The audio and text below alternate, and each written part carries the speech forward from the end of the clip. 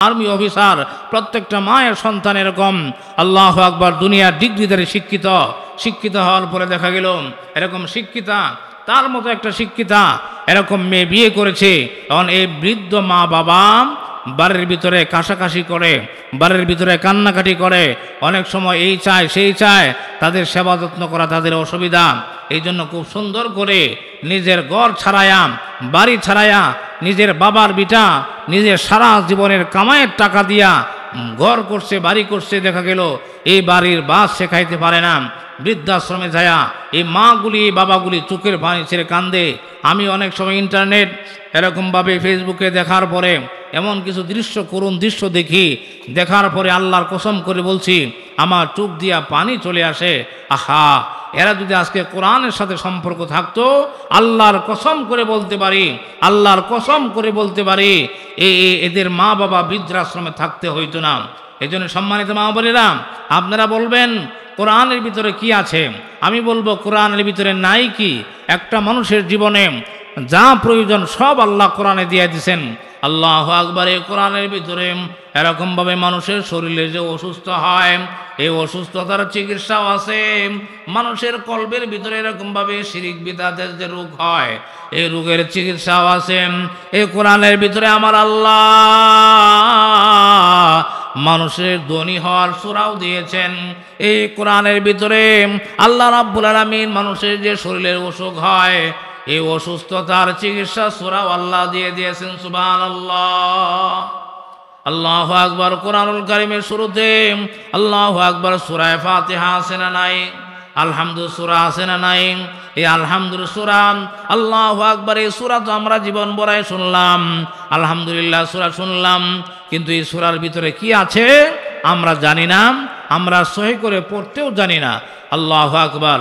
আল্লাহ নবী রাহমাতুল লিল আলামিন ডেকে বলেন, আল্লাহু আকবার। কোনো মানুষের যদি এরকমভাবে মৃত্যু ছাড়া যে কোনো রোগ হয়, মৃত্যু ছাড়া যে কোনো রোগ হবে, সমস্ত রোগের জন্য আল্লাহ রাব্বুল আলামিন এই সূরা ফাতিহাকে ওষুধ করে দিয়েছেন। সুবহানাল্লাহ।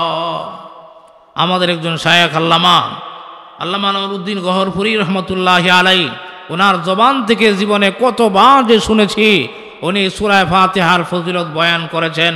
আল্লাহু আকবার। তিনি বলেছেন কোনো মানুষকে যদি কেউ বান মারে, বান মেরে যদি পানির সাথেই হোক খাওয়ায় দেয়, আর সূরা ফাতিহা পরে যদি এই বান মারা রোগীকে এই পানি খাওয়ায় দেওয়া যায়, এই তার বান বমির সাথে বের হয়ে যাবে। সুবহানাল্লাহ। সুতরাং এই সূরাতুল ফাতিহা মৃত্যু ছাড়া সর্বরোগের ঔষধ। কিন্তু আজকে দেখা গেল আমাদের সামান্য একটু সমস্যা হলেই আমাদের টাকা আছে, আমরা ডাক্তারের কাছে চলে যাই।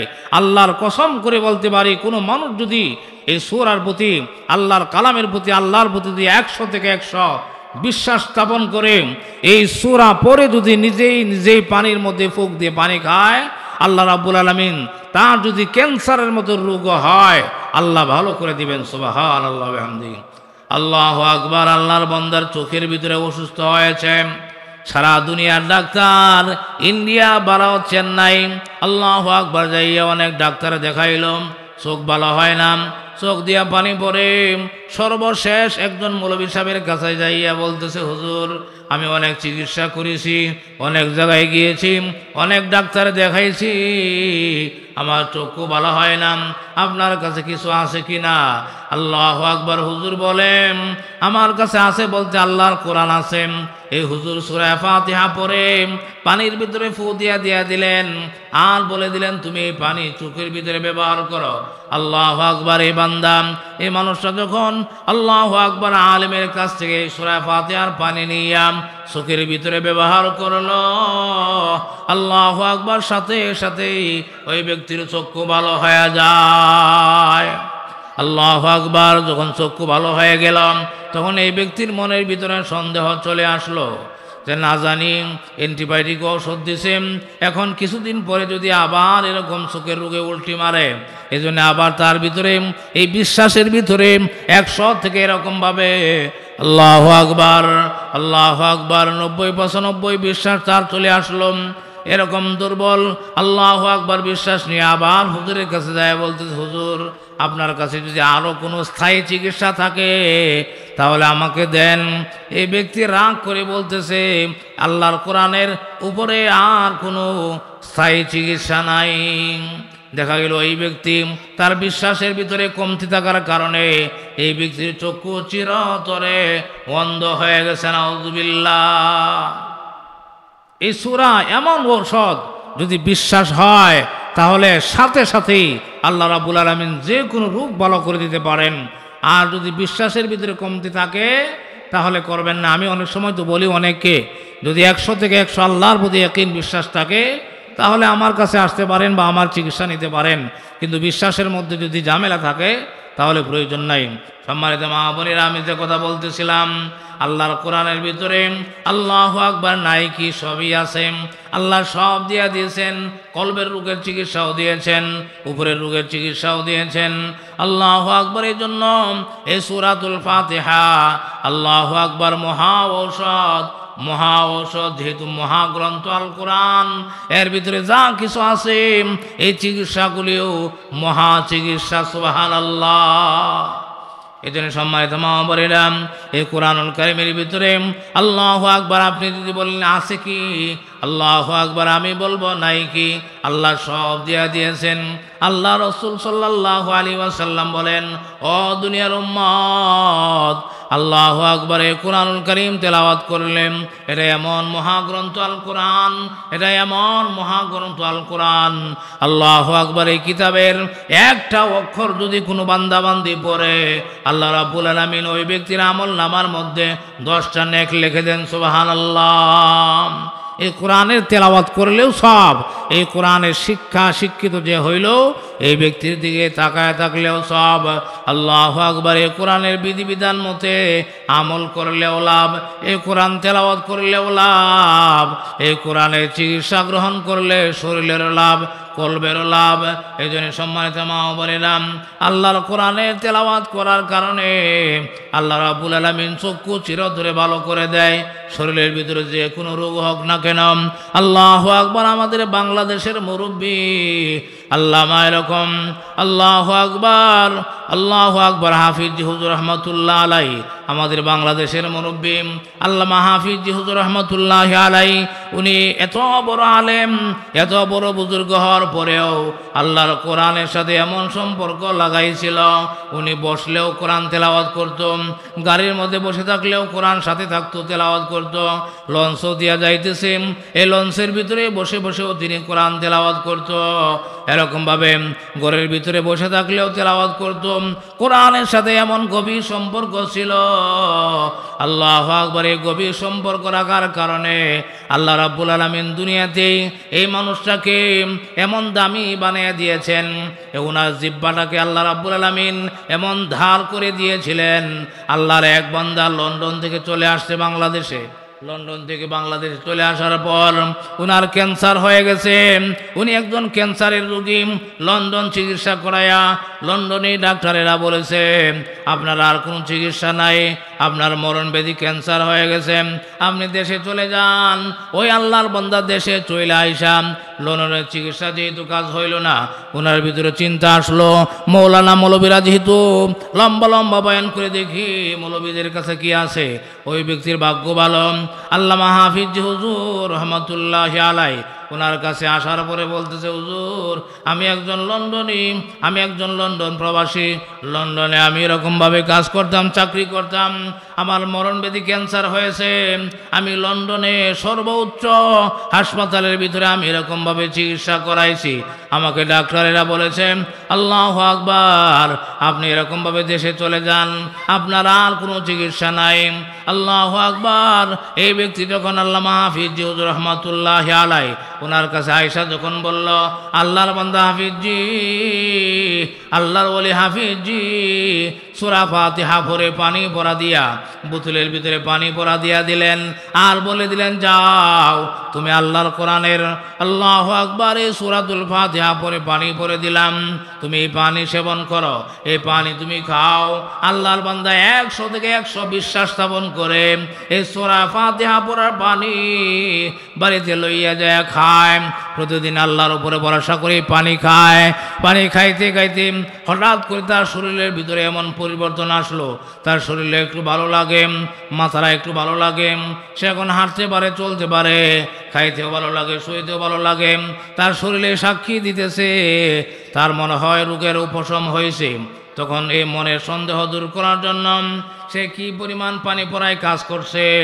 এই জন্য দেখা গেল একটা আল্লাহু আকবার ডায়াগনস্টিক সেন্টারের মধ্যে যাইয়া আবার চেকিং দিল, শরীরের ভিতরে আবার পরীক্ষা দিল। পরীক্ষা করে দেখে আল্লাহর বান্দা পুরাপুরি সুস্থ হয়ে গেছে। আল্লাহু আকবার। আল্লাহর বান্দা পুরাপুরি সুস্থ হয়ে গেছেন। তার শরীরের ভিতরে আর ক্যান্সার নাই, তার শরীরের ভিতরে ক্যান্সারের জীবাণু আর নাই।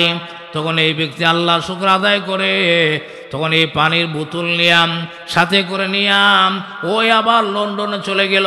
লন্ডনে চলে যাইয়া যে ডাক্তারে বলেছিল আপনার মরণব্যাধি ক্যান্সার হয়ে গেছে, আপনার আর কোনো চিকিৎসা নাই, আপনি দেশে চলে যান। ওই আবার ওই হাসপাতালে ওই ডায়াগনস্টিক সেন্টারে যাইয়া ওই ডাক্তারের সাথে যোগাযোগ করে বলতেছে আল্লাহু আকবার, আমাকে আবার পরীক্ষা করেন। ওই ডাক্তারগুলি আবার ওনাকে পরীক্ষা দিল। পরীক্ষা দিয়া দেখে এই ব্যক্তির শরীরের ভিতরে ক্যান্সারের জীবাণু মুড়ে মাত্র নাই, একবারে ভালো হয়ে গেছে। সুবহানাল্লাহ। ডাক্তারের আশ্চর্য হয়ে গেল যে ক্যান্সার হয়েছে, এই ক্যান্সারের তো সারা বিশ্বের ভিতরে কোনো মেডিসিন নাই। তখন এই লোকটাকে বলতেছে ভাই আপনি কি চিকিৎসা করেছেন, আপনি কি মেডিসিন খাইছেন আপনি বলেন। তখন বলতেছে আমি এরকমভাবে যে মেডিসিন খাইছি ব্যাগের ভিতর থেকে এই পানি পড়ার বোতল বের করে দেখাইতেছি এই যে আমার মেডিসিন, আমি এই মেডিসিন খাইছি, এই মেডিসিন খাওয়ার কারণে আমার আল্লাহ আমাকে মাফ করে দিয়েছেন। আল্লাহু আকবার। তখন ওই লোকদের সাথে আল্লাহু আকবার ডাক্তারের সাথে বলতেছে এই যে আমার মেডিসিন। ডাক্তার এই পানি পড়া হাতে লইয়া বলতেছে দেখি কি মেডিসিন, এই মেডিসিন আপনি কোথা থেকে আনছেন, সারা পৃথিবীর মধ্যে এমন মেডিসিন তো আর দেখি না। তখন এই পানি পড়া আল্লাহু আকবার তারা আবার যাই এরকমভাবে পরীক্ষায় তুলল, পরীক্ষা দিল। পরীক্ষা করে দেখে এই পানি পড়াইলাম এরকমভাবে ক্যান্সার প্রতিষেধক মেডিসিন হয়ে গেছে। আল্লাহু আকবার। এই সূরা ফাতিহার পানি পড়াম এটা ক্যান্সার ভালো হওয়ার মেডিসিন হয়ে গেছে। তখন বলতেছে আপনি এই মেডিসিন কোত্থেকে আনলেন। আল্লাহু আকবার। ডাক্তাররা যখন চাপায়া ধরলো তখন সে বলতেছে এটা কোনো কোম্পানির মেডিসিন না, এটা কোনো কোম্পানির মেডিসিন না, এটা আমাদের বাংলাদেশে আমাদের একজন বড় আলেম বড় বুজুর্গ আল্লামা হাফিজ হুজুর রহমতুল্লাহ আলাই ওনার কথা যখন বললাম উনি আমাকে এরকমভাবে আল্লাহর কোরআনের সূরা ফাতিহা পড়ে পানি পড়া দিয়েছেন। এই পানি পড়া খাবার পর থেকে আমার শরীরের ভিতরে আমার কাছে মনে হইতেছে আমি ভালো হয়ে গেছি। বাংলাদেশে এরকমভাবে আল্লাহু আকবার ডায়াগনস্টিক সেন্টারে পরীক্ষা করাইলাম, ওইখানেও দেখা গেল আমার শরীরের ভিতরে ক্যান্সারের কোনো জীবাণু নাই। তখন আবার ভাবলাম যে আপনাদের সাথে যোগাযোগ করি, তখন আমি আবার চলে আসলাম। আল্লাহু আকবার। এই কথা শোনার পর ওই ডাক্তারের আশ্চর্য হয়ে গেল, এরকমভাবে আশ্চর্য হয়ে গেলাম। আবার এই লোকটাকে বলতেছে কার কাছ থেকে আপনি পানি পড়া আনছেন, এই লোকটারে আমরা একটু দেখতে চাই, ওনার সাথে আমরা একটু সাক্ষাৎ করতে চাই। আল্লাহু আকবার। পরবর্তীতে তারা এরকম বাংলাদেশে এসে আল্লামা হাফিজ হুজুর রহমতুল্লাহ আলাই ওনার সঙ্গে এরকমভাবে দেখা সাক্ষাৎ করে গিয়েছে। আল্লাহু আকবরের তো মানুষের ঘটনা। আল্লাহ নবী তো নিজেই বলেছেন এই সূরা মৃত্যু ছাড়া সর্বরোগের ঔষধ। আর এই পৃথিবীর মধ্যে এই সূরার আমল করে এই সূরা অসুস্থতার জন্য পানি পড়া খেয়ে এরকম হাজারো হাজারো ঘটনা আছে। আল্লাহর বান্দাদেরকে আল্লাহ রাব্বুল আলামিন এই কোরআনের সূরার উসিলায় আল্লাহ রাব্বুল আলামিন শেফা দান করেছেন। সুবহানাল্লাহ। এই জন্য সম্মানিত মা বলিলাম এই কোরআনুল কারীম আল্লাহু আকবার পড়তে পারে না, শুধু প্রতিদিন আল্লাহু আকবার কোরআন শরীফ থাক থেকে নামায় আর কোরআন শরীফটা এইভাবে সুন্দর করে হাতায় আর চোখের পানি ছেড়ে কান্দে আর বলে আল্লাহ এটা তোমার কালাম, এটা তোমার কালাম। আমি কোরআন পড়তে পারি না, আমি কোরআন শরীফ পড়তে জানি না, কিন্তু তোমার কালাম রে আমি মহব্বত করি, তোমার কালাম রে আমি এরকম আদর করি। এরকমভাবে দিন যায়, আল্লাহর বান্দা কোরআন শরীফ তেলাওয়াত করতে পারে না, কিন্তু আল্লাহর কোরআনের প্রতিদিন সুন্দর করে উযু করিয়াম, আল্লাহর কোরআন খুলিয়াম, কোরআনের উপর দিয়াম লাইনগুলির উপর দিয়া আঙ্গুল গোড়ায়া চোখের পানি ছাইয়া কান্দে। আল্লাহু আকবার। এমন অজু পারা গায় যে এলাকার ভিতরে কোনো মাদ্রাসা নাই, কোনো কোরআন শিক্ষার সুব্যবস্থা নাই, কিন্তু যে কোনোভাবে হোক আল্লাহর ওই বান্দা জঙ্গলের ভিতরে কাঠ কাটে আর খায়, তার কোনো জমি জমা নাই, আশেপাশে মাদ্রাসা নাই, কোথাও কোরআন শিক্ষার ব্যবস্থা নাই। আমাদের বাংলাদেশেও আজ থেকে এরকম 40 বছর আগে অহরহ মাদ্রাসা ছিল না। অনেক মা বোনেরা কোরআন পড়তে জানে না, অনেক ভাইয়েরা কোরআন পড়তে জানে না। আল্লাহু আকবার। এখন ওলামায়ে কেরামের মেহনতে গ্রামে গ্রামে মাদ্রাসা, প্রতি গ্রামে গ্রামে মাদ্রাসা।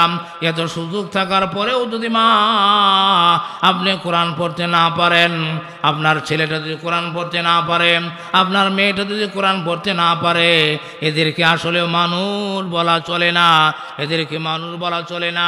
এরা কোনোদিন মানুষ হতে পারবে না, এরা যে ঈমান নিয়ে মরবে এই আশাও কিন্তু আমরা করতে পারি না। এই জন্য সম্মানিত মা ও বোনেরা, আল্লাহু আকবার। আল্লাহর কোরআন ওই ব্যক্তি তেলাওয়াত করতে পারে না, কিন্তু এটার আদর করে বুকের মধ্যে লাগায়, চুমু খায়, আর প্রতিদিন এই কোরআন শরীফের সাথে তার এইভাবে সম্পর্ক। আল্লাহর কালাম কিন্তু সে তেলাওয়াত করতে পারে না। এইভাবে দিন যায় যাইতেছে যাইতে যাইতে আল্লাহর বান্দা একদিন আল্লাহু আকবার তার ভিসার মেয়াদ শেষ হয়ে গেছে, দুনিয়া থেকে সে চলে গেছে।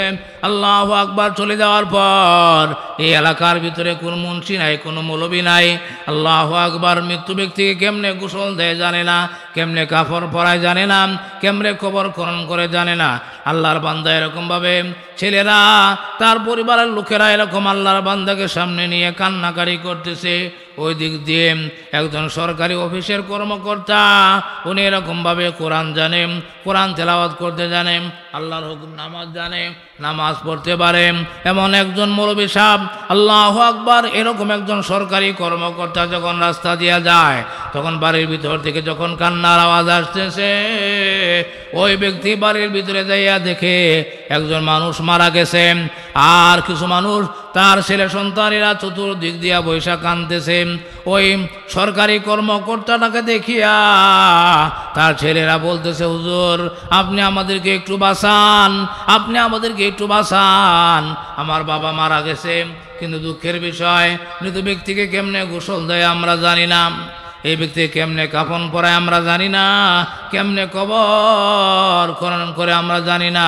আপনি আমাদেরকে, আমার বাবাকে একটু কাফন দাফন করায় মাটি দেওয়ার কাফনের ব্যবস্থা করুন, দাফনের ব্যবস্থা করুন। আল্লাহর বান্দা খুব তাড়াতাড়ি করিয়া আল্লাহর বান্দাকে এরকমভাবে গোসল দিয়া, কাফন ছড়াইয়া, জানাজার নামাজ পড়াইয়া আল্লাহর বান্দা নিজে একলাই কবরে নামাইলেন।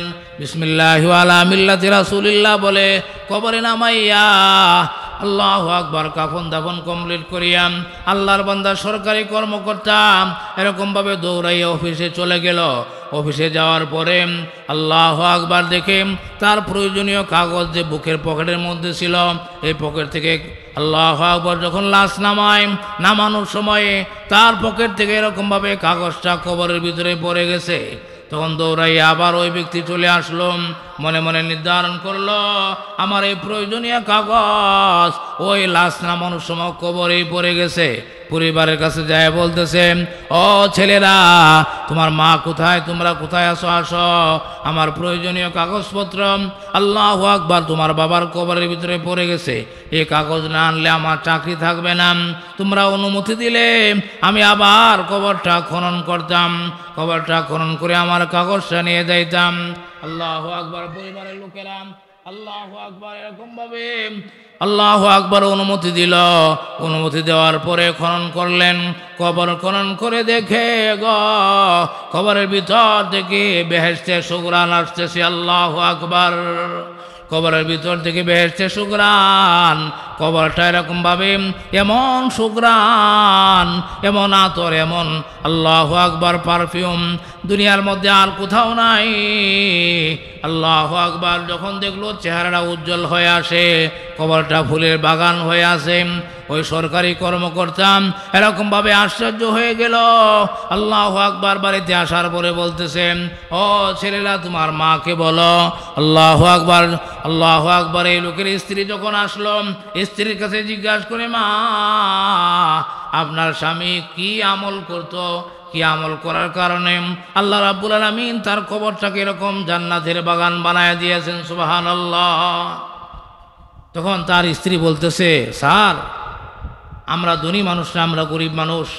আমার স্বামী কোনো লেখাপড়া ছিল না, আমার স্বামী জঙ্গলে কাঠ কাটত, আর প্রতিদিন সে এশার নামাজের পরে সে সুন্দর করে উজু করে ওই যে কাঠের তক্তার উপরে দেখেন একটা বই, এই বইটা নামায়া সে সুন্দর করে মুখের মধ্যে চুমু খায়, বুকের মধ্যে লাগায়, আর কোরআন শরীফটা খুলে, এই বইটা খুলে সে আল্লাহর কোরআন তেলাওয়াত করতে পারে না, কিন্তু সে এরকম এই কালো কালো লাইনগুলার উপর দিয়ে আঙ্গুল গোড়ায় আর চোখের পানি ছেড়ে কান্দে।